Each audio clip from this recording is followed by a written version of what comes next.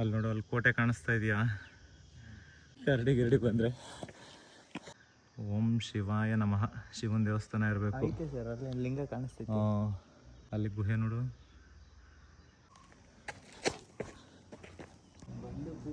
ಸ್ನೇಹಿತರೆ, ಇಲ್ಲಿ ನೋಡಿ, ಶಿವನ ಲಿಂಗ ಮತ್ತು ಬಸವಣ್ಣ ಎಷ್ಟು ಚೆನ್ನಾಗಿದೆ. ಪ್ಲೇಸ್ ಮಾತ್ರ ಸಖತ್ತಾಗದೆ. ಗುಹೆ ಫುಲ್ಲು ನೋಡು, ಅದ್ರ ಒಳಗಡೆ ಇದನ್ನ ಪ್ರತಿಷ್ಠಾಪಿಸಿ ಕೋಟೆ ಥರ ಕಟ್ಟಿದ್ದಾರೆ ಇಲ್ಲಿ. ಹಾಂ, ಬಟ್ ತುಂಬ ಹಳೇದಿರ್ಬೇಕಿದು.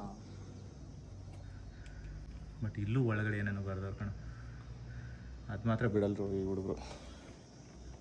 ಶಿವಂಗೆ ಎದುರಾಗಿ ಕೂತಿರೋ ನಂದಿ ನೋಡಿ, ಎಷ್ಟು ಮೇಲಿರೋದು ಗುಹೆ ಇದು.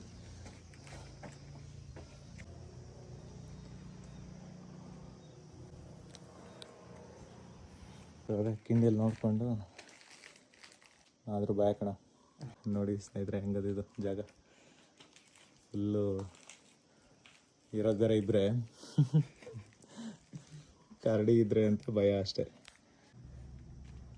ಸ್ನೇಹಿತರೆ, ಈ ಗುಹೆ ನೋಡೋದಕ್ಕೆ ಬಂದು ಏನಿದೆ ಒಳಗಡೆ ಅಂತ, ಬಟ್ ಇಲ್ಲಿ ಒಳಗಡೆ ಇನ್ನೊಂದು ಗುಹೆ ಥರ ಇದೆ. ಭಯ ಆಗ್ತಾ ಇದೆ ನಮಗೆ. ಒಳಗಡೆ ಹೋಗ್ತಾ ಇಲ್ಲ, ವಾಪಸ್ ಹೋಗ್ತಾ ಇದ್ದೀವಿ.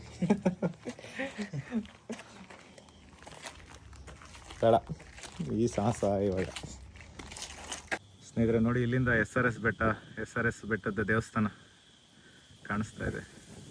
ಅದು ಆ ಬೆಟ್ಟ, ಇದು ಈ ಗುಡ್ಡ. ಈ ದೇವಸ್ಥಾನ ಬಂದು ಇಲ್ಲಿ ಈ ಕಡೆ ಇರೋದು.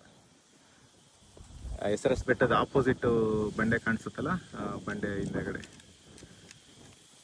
ಸಾಕಾಗಿದೆ. ಮತ್ತು ಹಿಡನ್ ಜಾಗ, ತುಂಬ ಜನಕ್ಕೆ ಗೊತ್ತಿಲ್ಲ. ಇದು ಯಾವುದೋ ಪುರಾತನ ಕಾಲದ್ದು ದೇವಸ್ಥಾನ. ಇಲ್ಲೇ ಕೆರೆ ನೋಡಿ.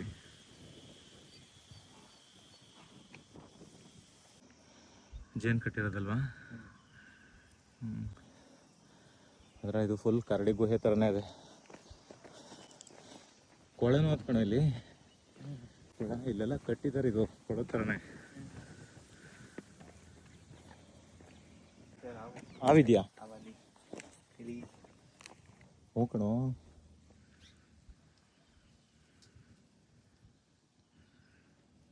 ಅಲ್ಲಿ ಹೊಟ್ಟೋಯ್ತು ಒಳಗಡೆ. ಮತ್ತಿದು ಎಷ್ಟೋ ದಿನದ ನೀರಿದು. ಕರಡಿದೊಂದು ಭಯ ಕಣೋ, ಇನ್ನು ಮಿಕ್ಕದ್ದೇನೋ ತಪ್ಪಿಸ್ಕೋಬೋದು.